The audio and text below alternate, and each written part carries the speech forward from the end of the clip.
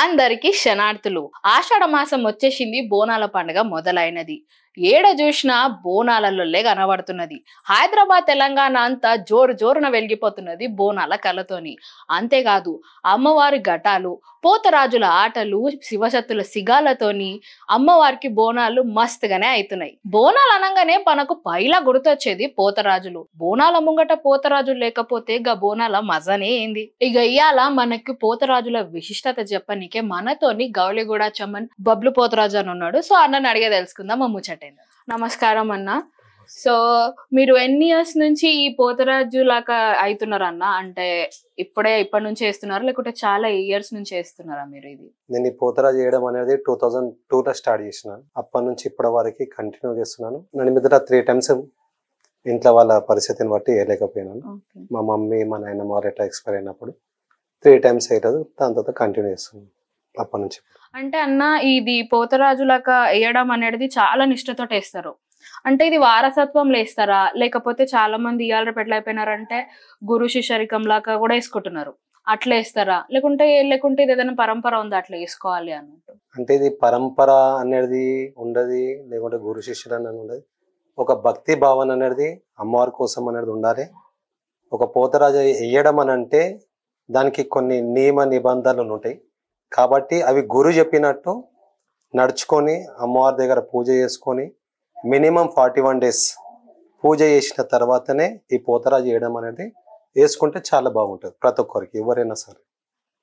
అంటే వారసత్వం లాగా కూడా కొంతమంది చేస్తారు. వారసత్వం లాగా అంటే కొంతమంది ఇంట్లో ఏంటంటే మా తాత వేస్తుండే, మా డాడీ వేస్తుండే, ఇప్పుడు నేను కూడా వేస్తున్నాను అంటే అది వాళ్ళ ఇంటిలా ఆచారంలా అందరు వేసుకుంటున్నారు. మా తాత వేసిండు, మా డాడీ వేసిండు, ఇవాళ డేట్లో నేను కూడా వేసుకుంటున్నా అంటే వాళ్ళ తగ్గట్టుగా, అంటే వాళ్ళ ఇంట్లో మళ్ళీ అది పోవద్దు, పొరగొట్టుకోవద్దు అని చెప్పి అట్లా కొంతమంది వేసుకుంటుంటారు. ఆ ప్రాసెస్ ఉంటుంది. అంటే ఎవరన్నా వేసుకోవచ్చు, ఎవరైనా వేసుకోవచ్చు, కానీ కరెక్ట్ గా నియమాలు పాటించి భక్తి భావంతో వేసుకుంటే అమ్మ అందరికి అమ్మనే కాబట్టి ఎవరైనా వేయచ్చు.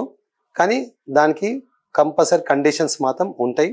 అవి పాటించుకుంటే మనకు మంచిది, మనం వేసుకున్నందుకు మన ఇంట్లో వాళ్ళకి మంచిది, మనందరికి మంచిగా ఉంటుంది. పోతరాజు అంటే కంపల్సరీ కండిషన్స్ ప్రకారంగా గురు చెప్పినట్టు నడుచుకొని వేసుకోవాలి. ఆ పద్ధతి వేసుకుంటే చాలా బాగుంటుంది. అంటే అన్న, ఇప్పుడు పోతరాజు అంటే పాత కాలంలో ఎట్లా వేస్తుండే, పసుపు కుంకుమతోనే తయారయ్యేటోళ్ళు. అవును, కరెక్ట్. కానీ ఇప్పుడు అంటే ఎట్లయిపోయింది, అంతా కలర్లు వేసుకొని ఇష్టం వచ్చినట్టు తయారై చేస్తున్నారు, చాలా మంది చేస్తున్నారు. అంటే అట్లా ఎందుకు చేస్తున్నారు అంటారు? అంటే ఇట్లా చేసినా కూడా నడుస్తుంది అంటారా లేకపోతే పాతకాలమే చేయాలని అంటారా? ఎందుకంటే కొంతమంది దాని మీద అదొక నడుస్తున్నది అట్లా అని. అంటే మీరు ఇప్పుడు అడిగిన క్వశ్చన్ కి ఎట్లుందంటే పాతకాలం చేస్తే కరెక్టా, ఇప్పటి జనరేషన్ ప్రకారం కలర్ వేసుకుంటే కరెక్టా అని అనుకుంటున్నాను. ఫస్ట్ ఆఫ్ ఆల్ దీనికి నేను కూడా వ్యతిరేకిస్తాను. ఏంటంటే ఇప్పుడు మనకి కలర్ వేయడం అనేది తప్పు నా దృష్టిలో. మా గురువు వాళ్ళు కూడా చెప్పారు అప్పటి కాలంలో ఇవన్నీ లేకుండే. ఇవాళ డేట్లలో ఇప్పుడు ఏంటంటే ఈ జనరేషన్ బట్టి కలర్లు వేసుకుంటే పబ్లిక్ అట్రాక్ట్ అవుతారు, చూస్తున్నారు, చేస్తారు, దానికి ఎక్కువ ఇంపార్టెన్స్ ఇస్తారు అని చెప్పి చెప్తున్నారు కొంతమంది పోతరాజులు.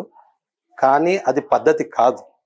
ఇప్పుడు కలర్ వేసుకున్నారు అని అంటే కలరు ఫేస్కి ఒకటే వేస్తున్నారు. ఆ ఫేస్కి వేయడంలో కూడా పోతరాజు లెక్క అనేది ఒక్కటి కూడా వేసుకుంటలేరు. కొంతమంది రాక్షసులక పనులు పెట్టుకోవడము, ఒక డిజైన్ వేయడము, హాఫ్ కలర్ ఒకటి పైన అలాగా. కొంతమంది కటింగ్స్ వేరే తీరుగుంటాయి, జడలు వేసుకుంటారు, కొంతమంది విగ్గులు పెట్టుకుంటారు. పోతరాజు అంటే అప్పటి నుంచి ఇప్పటివరకు వేసుకున్నాం కాబట్టి మేమైతే న్యాచురల్గా ఉంటాం. పసుపు కుంకుమ విభూది కాటికే ఇవి తప్ప వేరే యూజ్ చేయరు. కంపల్సరీ ఇవి ఉంటేనే కరెక్ట్. ఈ కలర్లు వేసుకోవడం అనేది తప్పు. నేను ఏంటంటే నేను కూడా ఒక క్వశ్చన్ మీకు అడగాలనుకుంటున్నా. ఏంటంటే ఇప్పుడు ఈ జనరేషన్లో కలర్లు వేసుకుంటున్నారు ఫేస్కి, పబ్లిక్ కోసము వాళ్ళు ఇష్టపడుతున్నారు అని చెప్పి చాలా మంది చెప్తున్నారు. కానీ ఆ పోతరాళ్ళకి ఫేస్ ఒక్కటే ఉందా అంటే కలర్ వేసుకోనికే? వాళ్ళకి క్వశ్చన్స్ చాలా మంది ఇంటర్వ్యూ, నేను కూడా యూట్యూబ్స్లలో చూసిన, వాళ్ళు కూడా ఇంటర్వ్యూలు ఇచ్చారు. కాబట్టి ఫేస్ల కలర్కి అంటే పసుపు పోతుంది కాబట్టి మేము కలర్ వేసుకుంటున్నాం అని చెప్తారు.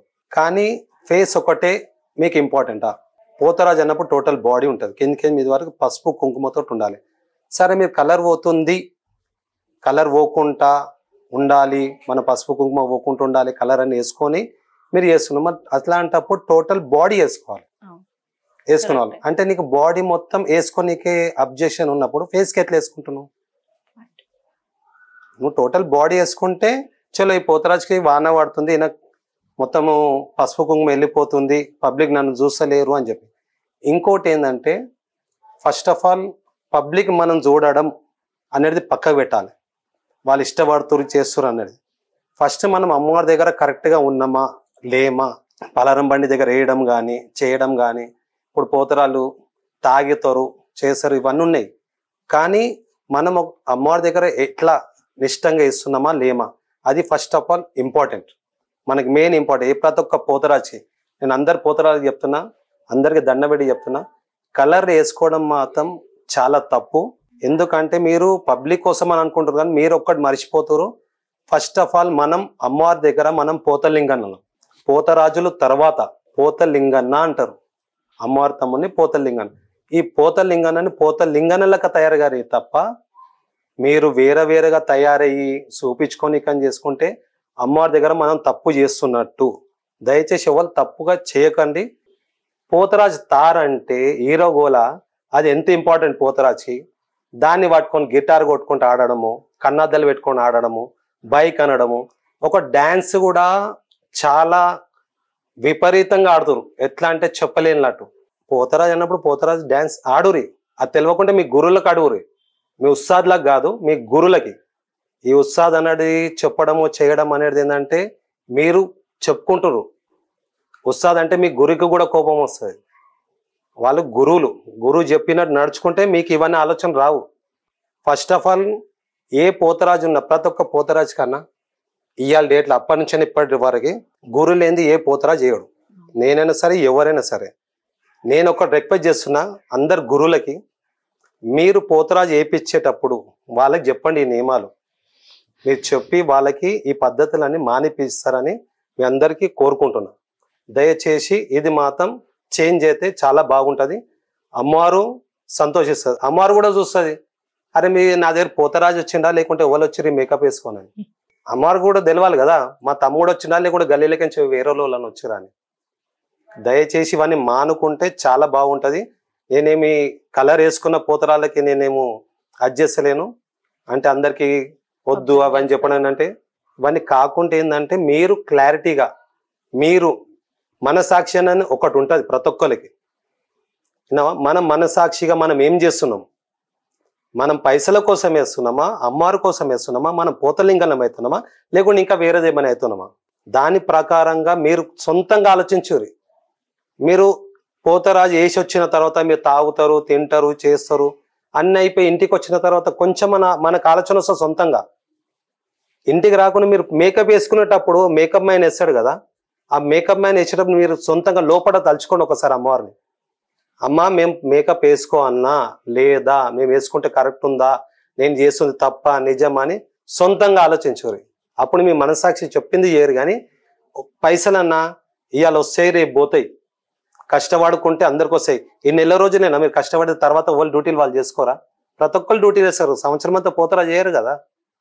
వెయ్యనప్పుడు మన సొంతం కష్టం మనకి, నువ్వు కరెక్ట్గా అయ్యి అమ్మవారిని కలిగిస్తుంది. అంతేగాని వాళ్ళు పైసలు ఇస్తారు, వాళ్ళు ఇట్లా మేకప్ వేసుకొని రమ్మంటే మీరు ఆపండి. మేము వేసేది మాత్రం ఓన్లీ పసుపు కుంకుమతోటి వేస్తాము, విభూది కాటికే, ఇవి తప్ప వేరే వాడకండి. గురువులందరికీ చెప్తున్నా, మీరు ఎవరైతే పోతరాళ్ళకి వేపిస్తారో మీ దగ్గరకు వచ్చి రక్షణ కోసం నిమ్మకాయలు అవన్నీ తీసుకుంటారు కదా, అవి తీసుకున్నప్పుడు వాళ్ళకి చెప్పండి ఇవన్నీ మానుకోమని చెప్తే, గురువులు కండిషన్ పెడితే కంపల్సరీ పోతరాళ్ళు 100% మారుతారు అన్న. గురువు లేని విద్య గుడ్డి విద్య అన్నట్టు, గురువు కంపల్సరీ చెప్తే వీళ్ళు కంపల్సరీ. గురువు వాళ్ళకి సపోర్ట్ చేయకుండా నేను నీకు బందోబస్తు నేను ఇయ్యను అని అంటే కంపల్సరీ ప్రతి ఒక్కరు చేంజ్ అవుతారు.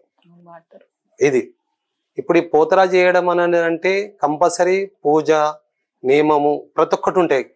కానీ అవన్నీ పాటించాలి. ఇవాళ డేట్లో వాళ్ళు పాటిస్తలేదు. ఆ గురువులకు తెలియాలి, మళ్ళీ పోతరాజు చేసే వాళ్ళకి తెలియాలి. నేను పోతరాజుల కోసం చెప్పాలనుకునేది మాత్రం ఇది. కానీ అప్పటి కాలంలో ఉంటే పోతరాజు అంటే వస్తే భయం, కాళ్ళ గజ్జలతో సప్పుడికి భయపడుతుండే. ఇవాళ డేట్లో అందరు ఆడుతురు చేస్తురు, ఓకే ఎంజాయ్ చేస్తారు. పండుగ అన్నప్పుడు బోనాల పండుగ అమ్మవారిది కాబట్టి బోనం ఎక్కేస్తారు, బోనాల పండుగ అందరు గ్రాండ్గా చేసుకుంటారు. కానీ దాన్ని నియమాన్ని మొత్తం వేరే దిక్కు మాత్రం తీసుకెళ్ళొద్దు అని నేను కోరుకుంటున్నాను. నా ఒపీనియన్ ఇది. అంటే అన్న పోతరాజు మీకు మీరు వేసుకున్నప్పుడు మీకు మంచి చెడు అనేటివి కొన్ని కనిపిస్తాయి అని అంటారు కదా, కొంతమందికి అంటారు కదా దేవుడు వచ్చేటోళ్ళు వేస్తారు, నార్మల్ ఉన్న వాళ్ళు కూడా వేసుకుంటారు. సో అట్లాంటివి మంచి చెడు అనేటివి కనిపిస్తాయి అని చెప్తారు. అంటే మీకు అట్లాంటివి ఏమైనా కనిపిస్తే మాకు ఒకసారి చెప్తే బాగుంటది దాని గురించి. పోతరాజు వేసినప్పుడు కనిపిస్తే అనడము 100కి 100% కరెక్ట్. అది కనిపించడం అనేది ఆ పోతరాజు పట్టి ఉంటది. అంటే ఆ విధానం కానీ చేయడం కానీ ఏదైనా సరే పూజా విధానం కరెక్ట్ ఉంటే ప్రతి ఒక్కటి కనిపిస్తాయి. కానీ చాలా మందికి అయితే 100లా ఒక 30% మందికి అయితే ఉంటుంది అన్నది. అంటే కరెక్ట్గా చేసే వాళ్ళు కంపల్సరీ అంటే కనిపించడము చేయడము ఇప్పుడు దేవుడు రావడము. కానీ దానికి ఏంటంటే ఎవరు భక్తి ఎలా చేసుకుంటే ఎట్లా నిష్టంగా ఉంటే ఆ విధంగా మనకు ఆ పవర్స్ వస్తాయి. కాబట్టి ఆ పవర్స్ వల్ల మనకు కనిపించడం అనేది జరుగుతుంది. దానికి మనకు కండిషన్లా ఒక పద్ధతిగా పోతే బాగుంటది. దానివల్ల ఇవన్నీ కనిపించడం జరుగుతుంది అన్న. ఇంకోటి ఏంటంటే కొందరికి అమ్మవారు వస్తుంది. నాకు కూడా అమ్మవారు వస్తుంది, నేను కూడా బోనాలు చేస్తుంటాను, మా ఫ్యామిలీ మొత్తం కూడా మేము కూడా బోనాలు చేస్తాము టోటల్.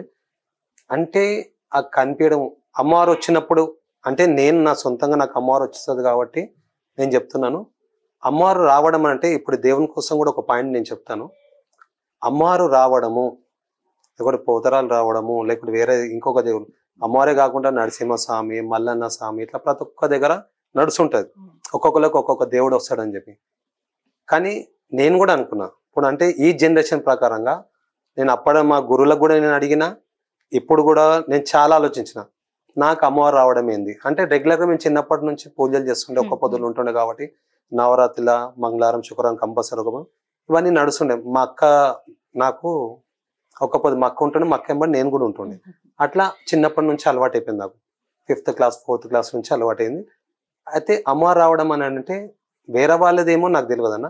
ఎందుకంటే మన సొంతంగా మనకు అనుభవం అయింది చెప్తేనే బాగుంటుంది కూడా చెప్తున్నా. అమ్మవారు వస్తుందని అంటే నేను మా మమ్మీకి అడిగిన, అమ్మ మళ్ళీ అమ్మవారు వస్తుందని అంటారు కదా, మళ్ళీ అమ్మవారు వస్తుందని అంటే మళ్ళీ శక్తులన్నీ మాకు వచ్చినట్ట అని మా అమ్మకి క్వశ్చన్ అడిగిన. అంటే అమ్మవారికి ఎంతో శక్తులు ఉంటాయి కదా, అంటే ముల్లోకలందరికి అన్ని దేవుళ్ళ కన్నా అమ్మవారు మెయిన్ ఫస్ట్. ఆ అమ్మవారికి ఉన్న శక్తులు మాకు వచ్చినట్ట, మళ్ళీ నాకు దేవుడు వచ్చినప్పుడు నాకైతే ఏం కనిపించదు, కళ్ళు సింహ చీకటి ఉంటాయి, ఆ ఒర్రడం చేయడం. నేను నేను గుడి దగ్గర ఉన్నా అనుకో, నాకు దేవుడు వచ్చినా నాకు తెలియదు. మళ్ళీ ఒక ½ an hour 1 hour తర్వాత చూస్తే నేను ఇంటి దగ్గర అట్లా ఉంటాం. అండ్ అక్కడికి ఇక్కడ వరకు ఎట్లా వచ్చింది కూడా తెలియదు. కానీ ఆ టైంలో మాత్రం మేము కళ్ళు మాత్రం చీకటి అయితే అని మాత్రం ఒక్కొక్కటి తెలుసు. దాని తర్వాత ఏమవుతుంది సంగతి మాకు తెలియదు. నేను మా మమ్మీకి క్వశ్చన్ అడిగిన, అంటే మా మమ్మీ చెప్పింది అంటే ఇంకొక డౌట్ కూడా, అంటే ఇప్పుడు మనకున్న జనరేషన్ ఏంటంటే చాలా డౌట్స్. అప్పట్లో అంటే దేవుడు వస్తుండు, సిగ మోతుండు, పోతారు, కొబ్బరికాయ కొడతారు, నిమ్మకాయ, అమ్మ ఇదేంది అదేంది అని అడిగేటోళ్ళు. ఇప్పుడు ఏంటంటే కొంతమంది అప్పటి ఉన్న వాళ్ళు ఇప్పటి కూడా అడుగుతుంటారు. కానీ ఇప్పట్లో ఏంటంటే ఈ అమ్మవారు వచ్చినప్పుడు ఏంటంటే ఇవన్నీ ఉండడము వచ్చింది శక్తి లేనిది అని చెప్పి నేను మా మమ్మీకి అడిగిన క్వశ్చన్. అంటే ఇవి రావడం కాదు బిడ్డ, కాదు బబ్లు, ఇట్లా కాదు. ఇప్పుడు ఒక్క దగ్గర అమ్మవారు నేను కూడా అడిగాము, ఒక గుడి దగ్గర ఒక 10 మందికి అమ్మవారు వస్తుంది ఒకటేసారి. సికింద్రాబాద్ ఉండని, గోల్కొండ ఉండని, బల్కంపేట ఎక్కడన్నా ఉండని. అయితే మనకున్న జనరేషన్ లా వాస్తవానికి చాలా మంది నాకు కూడా అడిగిన క్వశ్చన్, నేను దానికి ఆన్సర్ కూడా చెప్పిన. అంటే ఒకటేసారి ఒక 10 మందికి అమ్మవారు వస్తే ఎవరి దగ్గర అమ్మవారు ఉన్నట్టు అని అడుగుతారు. పాయింట్ ఆఫ్ క్వశ్చన్ ప్రతి ఒక్కరికి చెప్తున్నా. ఇది ఏంటంటే అమ్మవారు రావడము అనేది చాలా తక్కువ, రేర్లా. అమ్మవారు ఎవరి దగ్గర ముల్లోకాలు ఇసబెట్టి అమ్మవారు ఒకరి దగ్గర రాదు. నేను చెప్తున్నాను, నా సొంత అనుభవంతో చెప్తున్నాను. అమ్మవారు వచ్చింది అనేది మాత్రం కాదు. మనం ఒక స్కూల్లో క్లాస్ టీచర్ ఉంటుంది, మన టీచర్ ముంగడ ఒక 10 మంది, ఒక 20 మంది 30 మంది స్టూడెంట్స్ ఉంటారు. అలా మంచి చదువుకున్న వాళ్ళు ఉంటారు, first rank, second rank, third rank. అట్లా మనము ఈ జనరేషన్లో కూడా అయినా కూడా కొంతమంది పూజలు చేసుకున్నప్పుడు మనం డైలీ పొద్దున సాయంత్రం దీపం పెట్టి పూజ చేసుకుంటే అమ్మవారికి ఆ దీపాలు కనిపిస్తాయి. ఎవరు చేస్తారు ఎవరు లేదని తెలుసుకుంటుంది, ఆమెకు చూస్తుంది. కాబట్టి వాళ్ళ మీద ఒక చూపు, అరే నా భక్తులు అని ఆ చూపు గుడి దగ్గరికి వచ్చి వాళ్ళ నిష్టపరంగా ఉండి చేసుకుంటే ఆ టైంలో అమ్మవారి చూపు పడడం వల్ల మనకి ఆ దేవుడు రావడం అనేది అందరు అనుకుంటారు. కానీ అమ్మవారి చూపు తప్ప ఇంకా వేరు, అంటే అమ్మవారి ఆశీర్వాదం మనకు ఉన్నట్టు. అమ్మవారు రావడం చేయడం అనేది ఇప్పుడు రంగం ఎక్కిన వాళ్ళు ఉంటారు, వాళ్ళకి ప్రత్యేకంగా పూజలు చేసి పచ్చికుండ ఎక్కించి చాట అవన్నీ చేసి వాళ్ళు చేస్తారు, గురువులు కొంతమంది చేసి అప్పుడు అమ్మవారు నిలబెట్టి ఇప్పుడు సికింద్రాబాద్లో కానీ ప్రతి ఒక్క గుడి కాడ కానీ భవిష్యం అని చెప్తుంటారు. అప్పుడు అది సత్యంగా అమ్మవారి పబ్లిక్ లో అందరి ముంగట లైవ్గా ఉంటుంది, ఎత్తుంటది. కానీ అందరికి అంటే ఇప్పుడున్న జనరేషన్ ఏంటంటే 10 మంది ఉన్నారు, వాళ్ళ ఎవరికి అమ్మవారు కొంతమంది నవ్వుతారు. నేను విన్నాను చాలా మంది, ఇప్పుడు మనం గుళ్ళ పోతుంటాం చేస్తుంటాం, అది ఇక్కడ వచ్చింది అమ్మవారు అక్కడ వచ్చింది అమ్మవారు, వాళ్ళ దగ్గర ఉంటే అమ్మవారు కొంతమంది యాక్టింగ్ చేస్తారు అని అంటారు. కానీ అది సొంతంగా ఎవరైతే అనుభవిస్తారో వాళ్ళకే తెలిసి ఉంటది అన్న. అంతేగాని తెలియని వాళ్ళు ఎన్నో చెప్తారు, అనుభవించే వాళ్ళకే అర్థమవుతుంది. దీనికి మాత్రం ఇది బెటర్. కానీ దేవుడు లేడని మాత్రం అనుకోవద్దు, అమ్మవారు ఉంది కాబట్టి వాన నీరు గారి ఇవన్నీ మనం ఇవాళ డేట్లో బతుకున్నామంటే అదే కారణము. ఇప్పుడు ఇంకోటి ఏంటంటే పర్టికులర్గా ఈ పండుగలప్పుడు మనకి వానలు పడుతుంటాయి. ఇప్పుడు మనం ఇంట్లో బోనాల పండుగ వచ్చిందంటే మన ఇల్లు మనం శుద్ధి చేసుకుంటాం, ఓకేనా. మన ఇల్లు చూస్తారు, ఫ్రెండ్స్ కానీ అందరి చుట్టుపక్కల కానీ చుట్టాలు అందరు శుద్ధి చేసుకుంటారు, కలర్లు వేసుకోవడం కానీ బోనాలు చుట్టాలు పిలుచుకోవడం కానీ ఇవన్నీ అవుతుంటాయి. మళ్ళీ మన ఇల్లే మనం శుద్ధి చేసుకున్నప్పుడు మళ్ళీ ఒక ఏరియాలో ఇప్పుడు సికింద్రాబాద్ అయితే హైదరాబాద్ లేతుంటే బోనాలు గోల్కొండ కానీ బల్కంపేటలో కానీ అయినప్పుడు వాన ఎందుకు పడుతుంది, అమ్మవారు శుద్ధి చేయించుకుంటుంది. అదొకటి 100%. ఇది ఎప్పుడైనా సరే మీరు అబ్జర్వ్ చేసేలో లేదో, ఏ గుడి కాడనైనా సరే ఒక్కో రోజు ముందన్నా 2 రోజులు ముందన్నా కంపల్సరీ ఒక్కొక్క రోజు అదే రోజు ఉంది కదా వాన పడుతుంటుంది చాలా ఫెస్టివల్ బోనాలు. అయితే ఆ టైంలో ఏంటంటే అమ్మవారు ఉన్నది కాబట్టి శుద్ధి చేసుకోవడము ఇవన్నీ నడవడం చేయడం కానీ ప్రతి ఒక్కటి అవుతుందన్న. కంపల్సరీ ఈ శక్తులు కానీ భక్తి ఉంటేనే ప్రతి ఒక్క శక్తి వస్తుందని నా నమ్మకం.